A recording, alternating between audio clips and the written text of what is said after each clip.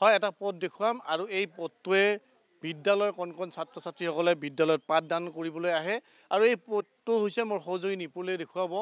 হনুমান হিন্দী প্ৰাথমিক বিদ্যালয় আৰু হনুমান হিন্দী প্ৰাথমিক বিদ্যালয় এই পথটো আজি নহয় কেইবাটা বছৰ ধৰি এই পথটোৰ এই কদৰ্য ৰূপে আৰু এই কদৰ্য ৰূপে কিন্তু এই ছাত্ৰ ছাত্ৰীসকলৰ লগতে বিদ্যালয়খনৰ যি শৈক্ষিক পৰিৱেশ একেবাৰে বিনষ্ট কৰিছে কাৰণ বিদ্যালয়খনত আহিব লগা হ'লে এই বোকাময় পথৰে আহিব লাগিব তাৰ বাহিৰে কোনো দ্বিতীয় বিকল্প নাই আৰু দ্বিতীয়তে ইয়াত যি দুৰ্গন্ধ সেই দুৰ্গন্ধময় পৰিৱেশটোৱে আচলতে বিদ্যালয়খনৰ যিটো শৈক্ষিক পৰিৱেশ সেই শৈক্ষিক পৰিৱেশ বিনষ্ট কৰি তুলিছে ইয়াৰ পূৰ্বে সংবাদ মাধ্যমত এই বাতৰি সবিস্তাৰে প্ৰকাশ কৰা হৈছিল বিভাগীয় কৰ্তৃপক্ষক অৱগত কৰা হৈছিল কিন্তু তাৰ পিছতো কিন্তু পৰিতাপৰ বিষয় যে চৰকাৰখনে কিন্তু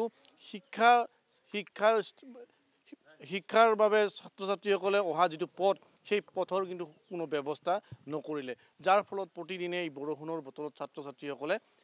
এক প্ৰকাৰ নৰক যাতনা ভোগ কৰে মই প্ৰথমতে বিদ্যালয়খনৰ প্ৰধান শিক্ষকগৰাকী আছে মই আপোনাৰ লগতে কথা পাতিম যিটো আমি দেখিছোঁ আহিছোঁ ইতিমধ্যে পথৰ যদি কদৰ্য ৰূপ কি ক'ব চৰকাৰৰ প্ৰতি কি আহ্বান থাকিব কাৰণ যিহেতু যথেষ্ট কদৰ্যৰ পৰিৱেশ হয় নমস্কাৰ মই এখন বিদ্যালয়ৰে প্ৰধান শিক্ষক মই এইখিনিয়ে ক'ব খোজোঁ যে মানে আমাৰ যোনটো ৰাস্তা আছে সেইটো অৱস্থা বহুতেই বেয়া আগতো মই অৱগত কৰাইছিলোঁ কিন্তু আজিলৈকে দেখি আহিছোঁ যে মানে কোনো ইয়াতে কোনো ষ্টেপ লোৱা হোৱা নাই আৰু দিনে দিনে মানে বেছি বেয়াহে হৈ গৈ আছে আৰু বৰষুণ দিলে মানে এনেকুৱা অৱস্থা হয় যে মানে আহিবই নোৱাৰা হয় মানে গোটেই পানী বৰষুণ পৰিলেতো ইয়াত পানীৰে একদম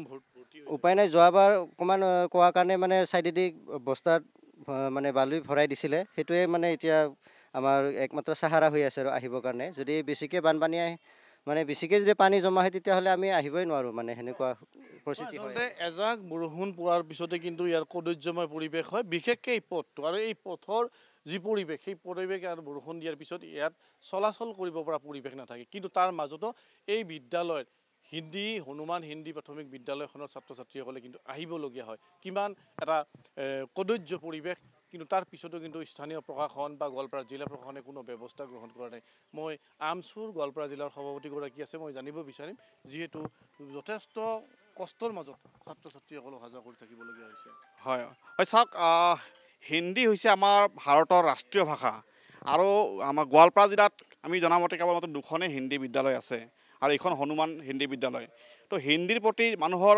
যদি এই ধৰণৰ ৰাস্তা ঘাট যদি অনিয়ম থাকে বা আমাৰ যদি ধৰক স্কুলৰ আন্তঃগাঁথনি যদি মানে ভাল নাথাকে তেনেহ'লে মানুহৰ কিন্তু হিন্দী ছাবজেক্টটোৰ প্ৰতি লাহে লাহে অনীহা হ'ব ষ্টুডেণ্টবিলাকৰ গতিকে আমি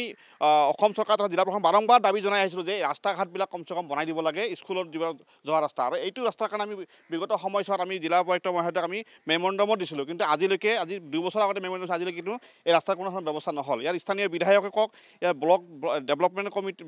ডেভেলপৰ কথাই কওক মানে কোনো এজন পঞ্চায়তৰ কথাই কওক কাৰো কোনো এজন ব্যক্তিৰ কাণ সাৰ নাই গতিকে সঁচাকৈ দুৰ্ভাগ্যজনক আমি জিলা আমচুৱে গৰিহণা দিছোঁ আমি অসম আমি দাবী জনাইছোঁ অতি শীঘ্ৰেই আন্তঃগাঁথনিবিলাক ঠিক কৰিব লাগিব চৰকাৰী বিদ্যালয়সমূহৰ ৰাস্তা ঘাট ঠিক কৰা অন্যথা কিন্তু আমি আমচুৱে ইয়াৰ বিৰুদ্ধে গণতান্ত্ৰিকভাৱে আমি জংগী আন্দোলন কাৰ্যসূচী হাতত ল'বলৈ পৰৱৰ্তী সময়ত বাধ্য থাকিম আচলতে বিদ্যালয় কৰ্তৃপক্ষ হওক বা স্থানীয় লোকসকলে হওক কিন্তু বিভিন্ন সময়ত দাবী উত্থাপন কৰি আহিছে কিন্তু পৰিতাপৰ বিষয়টো হ'ল যে বিদ্যালয় এখনৰ পথৰ তথৈবচ অৱস্থা আৰু সেই তথৈবচ অৱস্থাৰ পথেৰে ছাত্ৰ ছাত্ৰীসকলে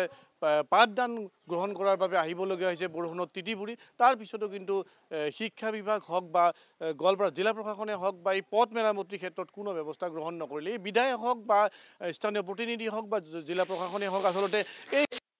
গুৰুত্ব প্ৰদান কৰা দেখা নগ'ল আৰু যদি ছাত্ৰ ছাত্ৰীসকলক আচলতে অহা যোৱা পথটো যদি সুগম কৰি দিয়া নহয় তেতিয়াহ'লে এদিন হয়তো এনেকুৱা ধৰণৰ স্কুলবিলাকক পাঠদানৰ বাবে অহাৰ ব্যৱস্থা প্ৰায় বন্ধ হৈ পৰিব